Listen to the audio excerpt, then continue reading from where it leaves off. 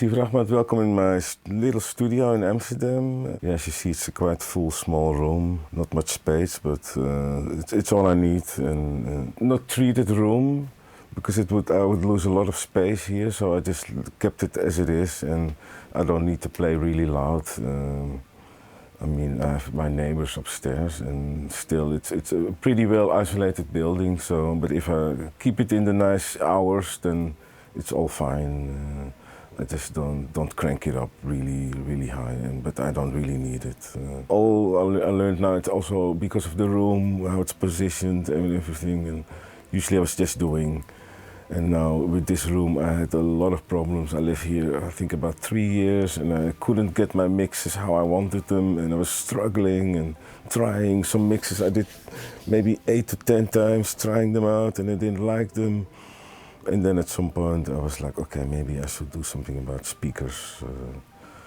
And then I found this small iLoud MTMs, which just control for me the bass really well, and they adjust to the room. So since I didn't prepare the room, it's really nice to have some speakers that learn the room. And like this, I can learn the big speakers a bit better as well, how to listen to them. And so that's all really handy. Yeah, for my workflow lately, I have to say it's different. Normally, I had everything connected MIDI, and everything running through my patch bay back there, and everything on its own MIDI channel. But I have to say lately, with all the new gear that's coming and a lot of desktop things that I just connect, I have to think of a new system for myself to reconnect everything, because I unplugged things, replugged them, so I think my MIDI setup is really a big mess now. Normally everything goes through the MIDI patch bay, and it's actually, normally I'm really well organized with this, but since this whole Corona time, I was looking for new ways to record, because I always had my standard way, and it was through the MIDI and then live on the desk and then recording in one take. But now with all the digital possibilities, I'm trying to do different ways, and more, for me, more handy for the workflow, because let's say if you do a live track and you're filtering some stuff and you make a mistake, you have to do the whole thing again, but it's never going to be the same feeling that you had at that moment that you were recording it. And if you can't go back to that, sometimes it's really a waste of time, or you know, in your head you had a much better take before than the one you're making now. So lately I'm recording everything in audio, and then I can cut out mistakes that I make, and I can at least take my time to do the mix properly, because if you do a live track, you have to, before you record a track, you have to already have it mixed, everything at the right volume, because the moment that you record it, it has to be ready to go. So that's for me the handy thing. So I can now record the whole take live, even with the drums, and then mix them later, and just take my time to sit for the mix, and not like in the past. But in the meantime, I also had a setup in the bedroom, a setup in the living room, and some ideas I just record on the bed. I just bring a few machines, connect them.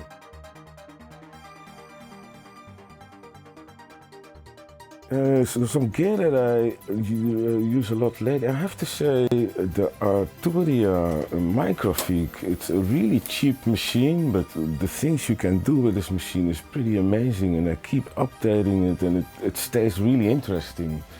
And even the sound for what you pay for it is really good. It's a digital synth, and it's a paraphonic synth, so you can have 4 notes at a time and play chords. The keyboard is quite strange how it responds, but it's interesting because it's much different than the normal keyboards that you have. I mean, you can have modulations by sliding the keys instead of just you have to do everything by hand. I mean, it's a very interesting synth, and the sounds that I can produce, I mean, it's very FM, it can sound very analog, it can sound very digital, a lot of possibilities. You have a vocoder in that they build in now. Yeah, and I have to say, yeah, lately I'm into learning more about plugins as well. At some point I discovered all these orchestral bundles and things, and somehow I got sucked into it and started to learn how to do movie scoring, learned how orchestral instruments were working, the ranges, the instruments. And so for me that was a very interesting time to learn during Corona. And even, I mean, I never used any compressors and any of these things because I never knew how to use them, so I didn't want to make the mistake. And I never really dug into it. I mean, I have replicas of a lot of these really classical things because they're by now way too expensive for me to pay the money for a real LA2A, which I would love to have, but then I would love to have two because I want to have it stereo, blah, blah, blah. And yeah, these are just for practicing and learning a bit for me how to use them. And I have to say, digitally, I learned more about the compression because you can try out things in the box and different models and different responses. So that was also for me a good time to learn things about what's possible in the box and to see what else I can do than just the synths I have, because yeah, I have them for many years. And a lot of machines I have here, I have them also as plugins. Let's say the Lindrum, the MOOC. I have an OBX plugin which sounds pretty close to this. And when let's say if I do a remix or I'm on the road producing something, a lot of times I use then the machines that I have as a plugin, and then when I made the track, then I can replace them for the real ones and mix them on the desk. But still, for me, it's the physical thing. Yeah, this is actually the famous LM1 Lin drum machine, and it was the first digital drum machine ever made, because before that you only had the CR78s, the 808s, and all the other noise-based drum machines. And Mr. Lin was fed up with hearing sounds out of a drum machine that sounds like crickets and things, and he came up with sampling real drums. And yeah, this was the first one. They made only 500 of this machine. I think the first 50 were built in his garage, mostly used by Prince. If you know his music from the 80s, and especially this kind of sounds, this is very Prince. And yeah, he was famous for making this kind of sounds. So yeah, everybody probably knows this kind of sounds, but it's in a lot of 80s things. I mean, everybody had it because there was nothing else back in the days.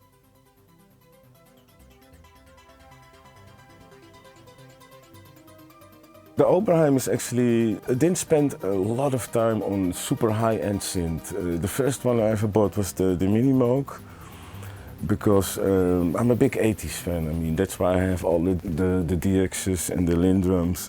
My first machine was an 808 when I was 15. I bought it. It was in 1985. I paid 750 guilder for it, which is like 300 euro now, I think, translated. All these drum machines, I never saw them, but I already knew how they sounded. Also the DMXs and the Lindrum, although I never even seen the machine, but I was so into the music that I knew exactly which sound was from which machine until I had the machines, because not all the sounds were in there, and I knew the sounds were in there. And then asking around, and then you found out they have separate sound cards that you can put in. I learned along the way that I was sitting in a car and that some DJ said, "Oh, this is a Mini MOOC," when George Clinton was playing, and then I was like, "Oh, I need a Mini MOOC," and then looking for the Mini MOOC. And then I always thought I wanted the Prophet 5. So I brought the Prophet 8 when it came out, because the Prophet 5s were very unreliable back in the days to buy them second-hand and quite expensive. Not that expensive yet, but unreliable. So I was happy to have it. But then later in time I found out that all the sounds that I really liked were not the Prophet 5, but the OB8. And I remember seeing an OB8 back in the days for like 2,300 euros in Germany, and I didn't get it. And by the time that I knew that it was an OB8 I needed, they were going up in price. They were like, I think I saw them for $5,000-6,000 in euros. Still, I didn't get time to really explore it because all the sounds that I really like from the 80s, they're definitely from this machine. Only not able yet to dig into it to really make them. In general, I mean the MOOC, it can make a lot of sounds, but usually I make basses with it. It's perfect for bass.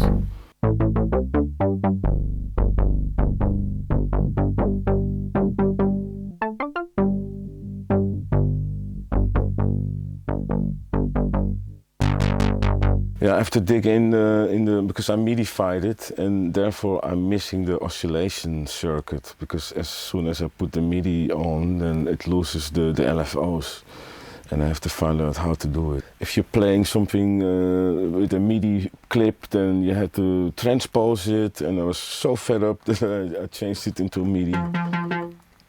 Yeah, and this one had luckily had built-in MIDI already, because it's normally you have versions without MIDI. And then it becomes actually very shaky if you build the MIDI in, so I was lucky to have it built in.